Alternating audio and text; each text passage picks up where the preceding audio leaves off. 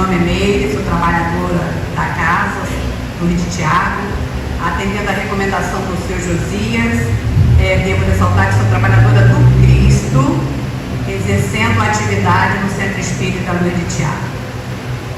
Quero primeiramente agradecer a Deus a oportunidade de aqui estar, a oportunidade de ter conhecido essa doutrina maravilhosa que nos chama ao trabalho, que nos convida à mudança de atitudes, que nos convida à transformação interior.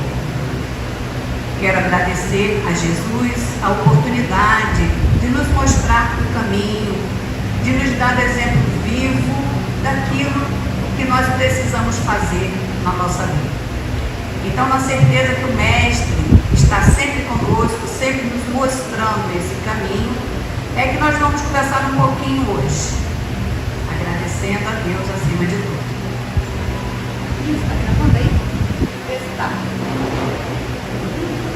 O númerozinho está passando? O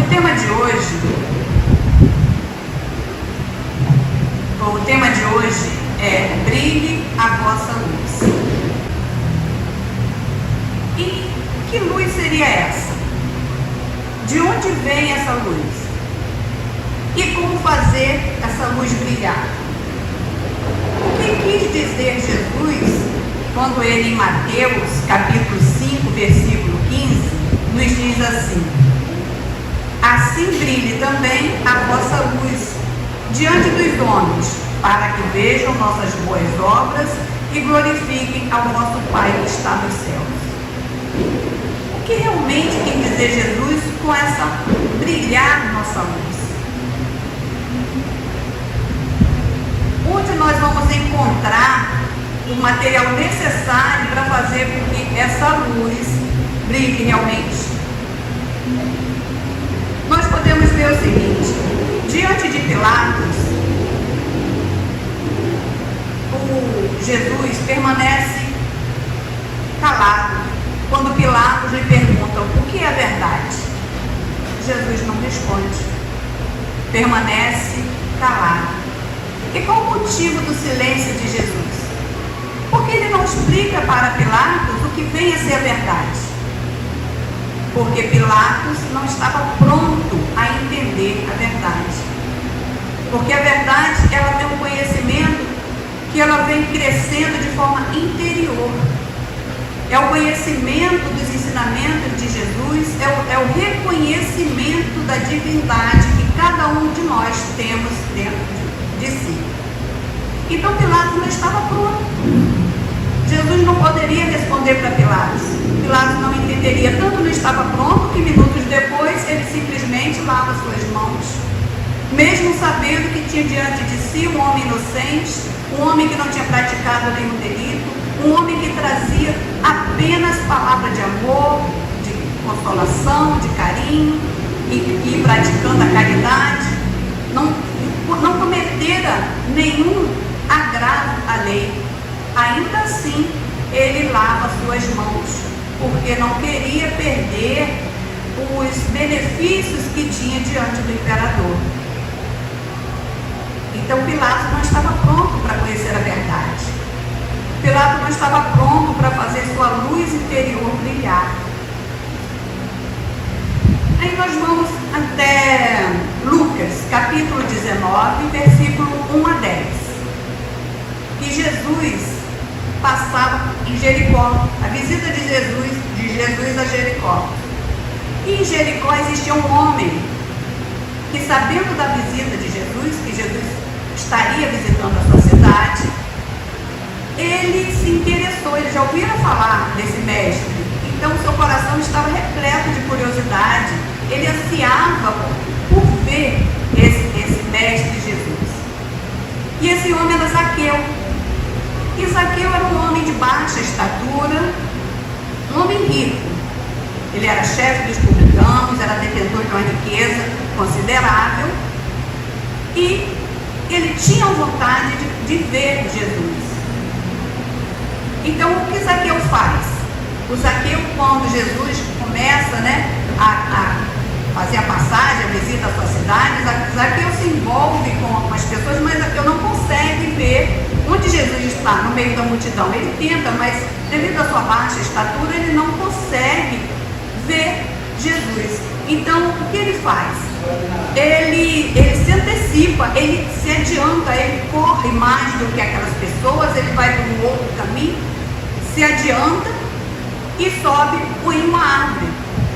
E nessa árvore ele acha uma posição e fica ali aguardando para que ele possa ver agora Jesus quando Jesus passar.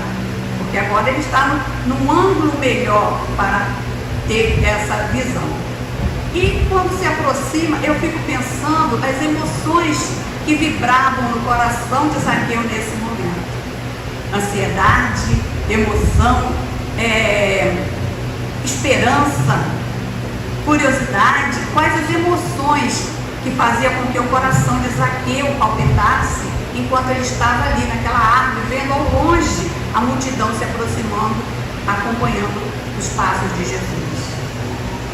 Zaqueu jamais, uma coisa nós temos certeza, Zaqueu jamais iria imaginar que aquele encontro com Jesus, que aquela visão de Jesus, aquele momento em que ele veria Jesus, teria o desfecho que teve. Porque Zaqueu não se considerava à altura de nem o olhar de Jesus, quanto mais as palavras que Jesus dirigiu a ele. E ao se aproximando de Jesus, chega perto onde está Zaqueu, Jesus ergue os olhos, olha para onde está Zaqueu e fala: Zaqueu, desce daí depressa, porque hoje devo ficar em tua casa. Olha que palavras interessantes. Eu vou ler para reproduzir na veracidade dos verbos, para que não fuja. Ele fala: Zaqueu, desce depressa, pois hoje devo ficar na tua casa. Então hoje devo ficar, não é hoje quero ficar, hoje devo. Então parece que esse encontro já estava planejado entre Zaqueu e o Mestre Jesus, que hoje eu devo ficar na tua casa. E Zaqueu desce dali rapidamente e vai receber Jesus em sua casa. Agora, qual casa era essa que Zaqueu deveria receber Jesus? A qual casa Jesus estava se referindo quando disse que devo ficar na sua casa? Era a casa interior de Zaqueu. Jesus não precisava ficar em casa nenhuma. Ele devia hoje ficar na casa interior de Zaqueu. Precisava hoje que Zaqueu despertasse do sono dos interesses pessoais, do sono dos interesses mundanos e despertasse para que a luz interior que Zaqueu tinha também brilhasse. E Zaqueu, naquele momento, bastam poucos minutos diante da presença do Senhor em sua casa, e Zaqueu, tomado de total modificação, de total emoção, desejo de transformação, ele fala para o mestre: Senhor, darei metade dos meus bens aos pobres, e aquele ao qual eu fraudei, ou seja, cometi fraude, eu pagarei ao quádruplo. Olha que mudança. Um homem rico, abastado, agora ele ia dividir a sua riqueza e ainda ia repor, devolver às pessoas às quais ele tinha fraudado de alguma maneira, ao quádruplo. Então, uma mudança total. Nesse momento, diante desse encontro, com a chegada de Jesus na casa de Zaqueu, na casa interior de Zaqueu, porque muitos outros receberam Jesus também e não estavam prontos a essa mudança, mas Zaqueu, diante do Senhor, ele abre o espaço agora para a caridade. Ele vai dividir o que tem com os pobres e abre um outro espaço para o desprendimento, vai devolver, vai se se habilitar, ou seja, vai resgatar-se diante das leis dos homens. Porque Zaqueu sabia a quem ele tinha cometido algum delito financeiro ou não. Então, que ele vai devolver a cada um daqueles aos quais ele defraudou. Então, a partir daquele momento, a luz de Zaqueu inicia o brilho próprio. A passagem de Jesus na casa de Zaqueu gerou alguns comentários, né? Aquela multidão que o seguia questionava por que Jesus estava agora indo na casa de um homem que não era bem visto pelo povo, de um homem que não era bom aos olhos daquelas pessoas que ali estavam. Porém, Jesus sabe, né, o nosso irmão maior sabe o que vai em nosso íntimo. Jesus é o governador da terra. Não é simplesmente um homem, não é simplesmente um homem que apenas encarnou aqui. Ele é muito mais do que isso. Ele veio nos mostrar o caminho, a verdade e a vida. E se qualquer um de nós perguntarmos qual o caminho, é porque ainda não sabemos, ainda não estamos prontos. Porque essa consciência desse caminho, ela vem de forma interior. É você observando os ensinamentos do Mestre, você trazendo para si, trabalhando em si as mudanças que ela te propõe. Vai, não pegue demais,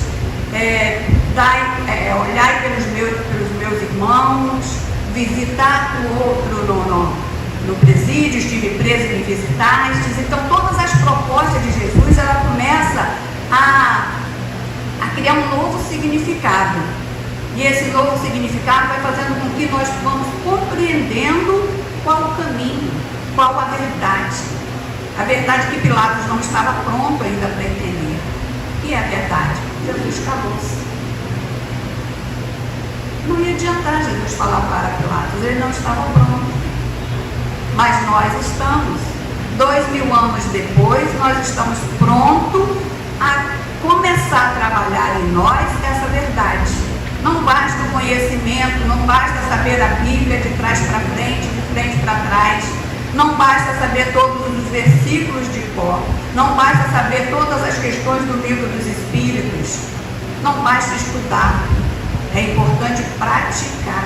É importante fazer com que a luz interior brilhe em nós, como brilhou em Zaqueu. É preciso que nós nos adiantemos à multidão que busca apenas prazeres imediatos. Nós passemos à frente dessa multidão e busquemos o olhar do Mestre. E busquemos receber Jesus em nossa casa. Porque é isso que Jesus espera.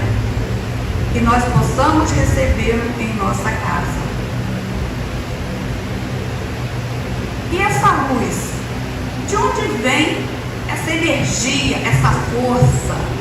Falando em energia, porque luz é energia, a gente sabe disso, né? Assistindo um podcast do Carlos Vereza com o Dr. Paulo Frutuoso, e é um podcast de mais ou menos 1 hora e 20, mas aos 45 minutos, mais ou menos, entra num assunto átomos, um assunto da força atômica, dos átomos que compõem o nosso corpo, dos átomos que compõem o nosso ser, que nós estamos no momento encarnado, revestidos de um corpo físico, mas nós somos seres imortais. Nós não somos eternos. Eternos, só Deus. Não teve começo, nem terá fim. Mas nós somos seres imortais. Imortais porque nós fomos criados por Deus, então nós tivemos um começo.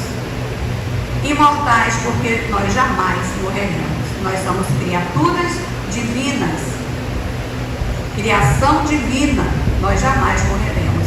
Então Deus é eterno, nós somos imortais. Imortais no sentido de espírito. A matéria perece, o espírito sobrevive. Nós viveremos agora infinitamente. A nossa lei, a lei que nos rege, a lei divina que rege a criação, como nós, é a lei de progresso. Estaremos progredindo sempre, sempre. Seja através dos nossos esforços, seja através da ajuda de amigos, mensageiros de Deus que são enviados para dar um impulso ao desenvolvimento, um impulso à ciência, mas nós vamos progredir sempre. Sedes perfeitos, palavra de Jesus. E para ser perfeito, levando em consideração que essa perfeição é relativa, perfeito só Deus. Então, relativo a nós espíritos, ser perfeito é necessário que a gente trilhe uma longa jornada de aprendizado. Não basta apenas ler, não basta apenas estudar, é preciso vivenciar. Jesus, quando encarnou aqui na Terra, veja bem que eu falo encarnou, porque Jesus não reencarnou na Terra. Jesus encarnou. Ele não teve outra existência no nosso planeta. Ele foi um dos criadores da nossa ordem. Então ele veio aqui, encarnou, ele baixou sua luminosidade, precisou de muito tempo para isso, ele diminuiu toda a sua potência espiritual, toda a sua luz, para que ele pudesse encarnar aqui e nos mostrar o caminho, nos mostrar a verdade, nos mostrar que é possível progredir, é possível crescer. Sois deuses, palavras de Jesus. Podeis fazer o que eu fiz e muito mais. Palavras de Jesus. Então, essa luz que Jesus teve que diminuir, essa intensidade que Jesus teve que diminuir, ela é interessante porque ela está no espírito, no perispírito e no corpo físico. Quando estamos aqui aprisionados, vamos dizer assim, vivenciando experiência no corpo físico, para ter uma ideia, voltando ao podcast, o Dr. Frutuoso, ele fala que o nosso corpo físico tem entre 7 e 8 oquitilhões de átomos. Então, o nosso corpo físico é composto de 7 a 8 oquitilhões de átomos. São muitos átomos, né? Não faço nem ideia de como seja isso. E o Dr. Frutuoso, ele pede a um amigo seu, que é físico, que faça um cálculo para ver a potência de 7 a 8 oquitilhões de átomos. Qual a potência energética disso? E depois de alguns dias de estudo e de cálculos, esse amigo do Dr. Frutuoso, esse físico, fala assim: olha, está pronto para a resposta? Porque senta aí, porque a resposta é grande, hein? O corpo humano de uma pessoa que pesa 85 quilos tem uma potência para manter uma usina, tipo a usina de Itaipu, a 100% de carga da sua potência máxima, 100%, durante 6.350 dias. Um corpo humano tem essa potência.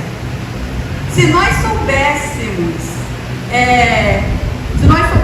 manipular, dosar, utilizar essa potência que nós temos, nós seríamos capazes de dizer à tempestade: cessa, e ela cessaria. Nós seríamos capazes de dizer ao mar revolto: acalma-te, e ele acalmaria. Como Jesus fez. Jesus tinha conhecimento de como utilizar essa energia. Ele tem, né? Conhecimento de como utilizar essa energia. Por isso acalmou a tempestade. Senhor, Senhor, dormes e nós estamos aqui naufragando. O que Jesus fez? Acalmou o mar. Então, o conhecimento dessa energia, nós um dia chegaremos lá. Alguém aqui acha que tem condições nessa existência de ser capaz de usar essa energia toda? Não. E como nada que Deus faz é inútil, Ele não ia nos dar essa potência para que nós não a utilizássemos. Então, nossa jornada, nós vamos aprendendo a utilizar. Algumas pessoas curam outras através do pensamento, que vai a movimentação da energia. A força do pensamento, ela vai mover energias. Então nós temos toda essa potência em nós, no nosso corpo. Imagine o nosso espírito. Nós, espírito não, né? Nós espíritos, quando libertos do corpo. Então toda essa potência é capaz de colocar uma usina tipo a de Itaipu a 100% da sua energia durante 6.350 dias. É uma potência muito considerável, muito forte. E a gente fica pensando assim, será que eu consigo pelo menos movimentar alguma coisa? Conseguimos. Se desejarmos realmente, se trabalharmos para isso, se trabalharmos no bem, nós vamos fazer com que essa luz interior, ou essa energia interior, venha surgindo, fortalecendo e fazendo com que ela resplandeça para aqueles que estão à nossa volta. Como disse Mateus, brilhe a vossa luz.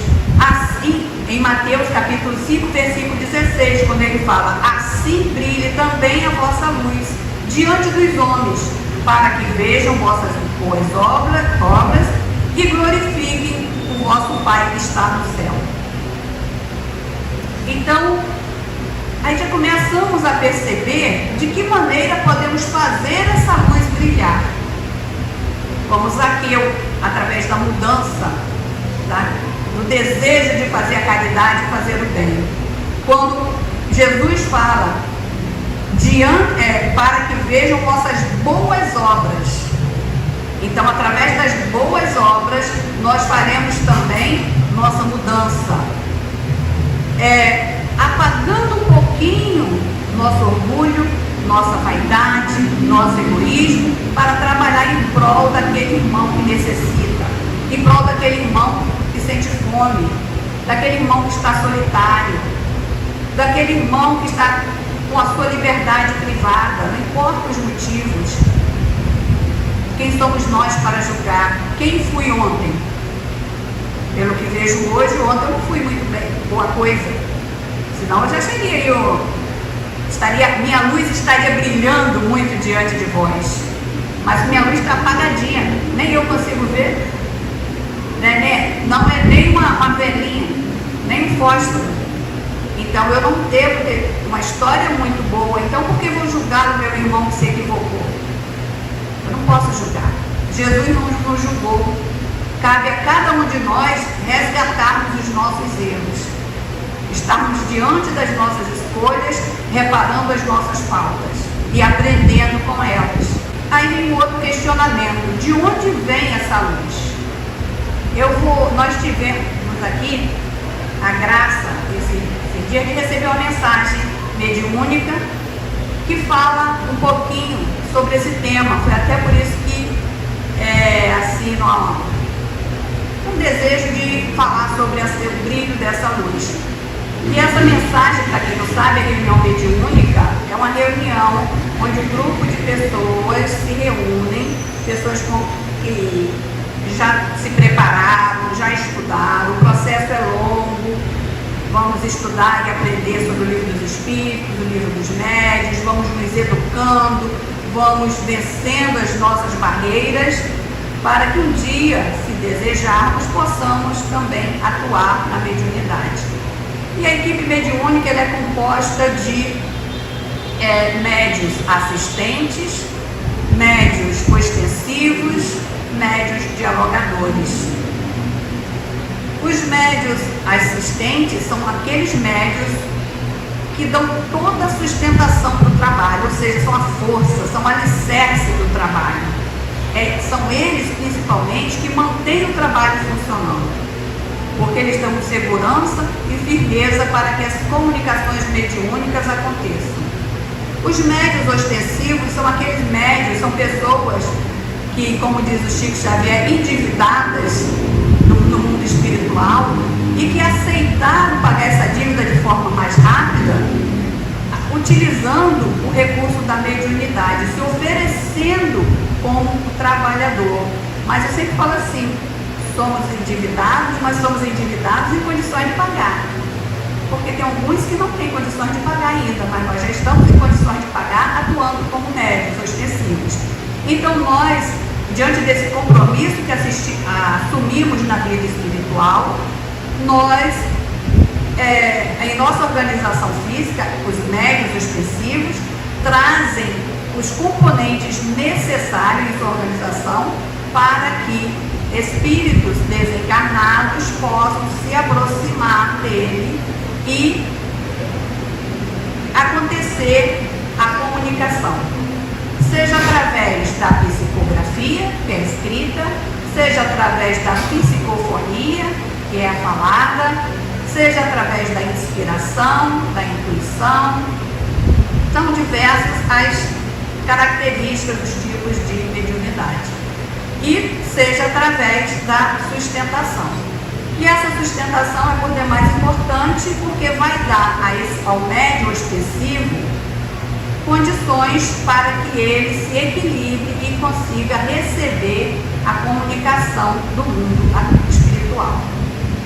Muitas vezes essas comunicações são dolorosas que eu digo de forma emocional, porque o médium às vezes se envolve emocionalmente com o espírito comunicante, com a aflição e angústia desse espírito, mas acabando ali o médium que já tem um trabalho, por isso mesmo, quando falei, todo esse trabalho de aprendizado, ele se recompõe e está bem, ele entende que aquela dor não é dele, aquela dor do irmão se comunicou e está tudo bem.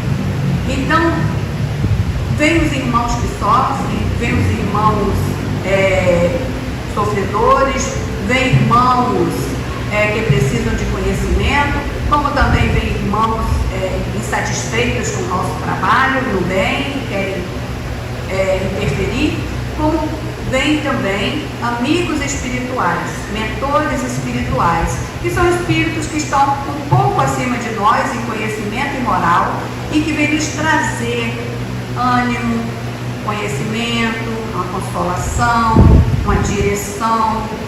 E esses irmãos, quando eles vêm trazer esse conhecimento, a gente fica assim muito embevecido em ter essa informação do mundo espiritual. Isso nos dá ânimo para continuar nosso trabalho. E nós recebemos uma mensagem, eu vou ler essa mensagem aqui para vocês. Tá? Não é autoria de nenhum dos médios, é autoria do espírito que trouxe a mensagem. Ela fala assim: há milhares de anos, o homem tem buscado a divindade nos lugares mais diversos do planeta e do universo. Em sua jornada em busca do Criador, o homem elegeu figuras e fenômenos da natureza à categoria de Deus. Deus Sol, Deus Lua, Deus do Trovão, Deus do Mar, entre tantos outros que a ignorância infantil fez com que lhe confortasse e por eles prestassem seus mais sinceros tributos. Mas esses deuses são deuses passageiros, não são reais. O homem esqueceu-se de buscar a divindade onde ela realmente se encontra, que é no interior de si mesmo. O homem, ao voltar seu olhar para seu íntimo, encontrará Deus na mais pura essência. E ao trabalhar a divindade que em si reside, resplandecerá de luz. Resplandecerá de luz em torno de sua pessoa, chegando ao próximo através de luz de amor, completo de compaixão e solidariedade. E então o homem será Deus, capaz de curar, capaz de orientar, capaz de conduzir e capaz de co-criar. Sois deuses, nos assegurou nosso amado Mestre. Sois deuses, pois todas as criaturas criadas por Deus têm em si a centelha divina do amor perfeito.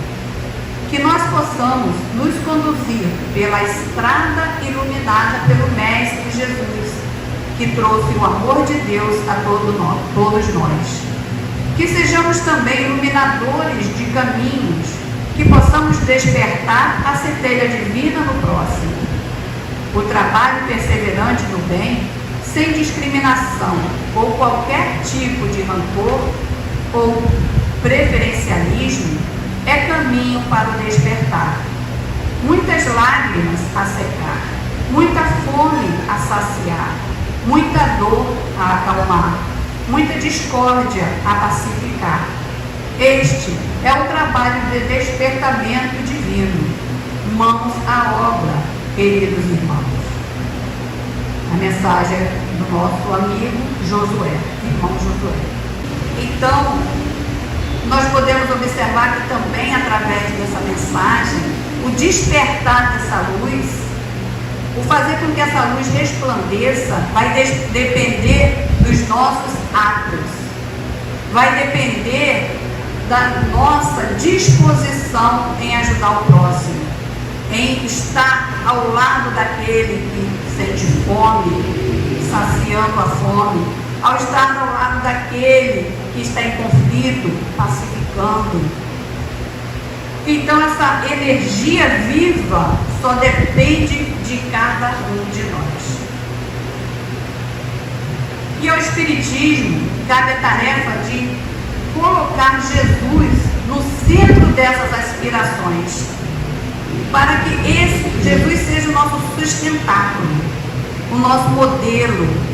Kardec pergunta aos espíritos que modelo seguir, qual o ser mais iluminado que já esteve aqui no planeta. E os espíritos respondem: Jesus. Segue Jesus, segue o modelo. Se a candeia ilumina queimando o próprio óleo, se a lâmpada resplandece consumindo a energia que a usina lhe fornece, ofereçamos a instrumentalidade de nossa vida aos imperativos da perfeição, para que o ensinamento do Senhor se revele por nosso intermédio, aclarando a senda de nossos semelhantes.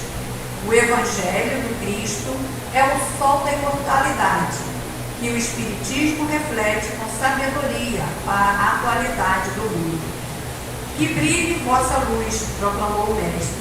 Procuremos brilhar a nossa a todo instante que seja possível.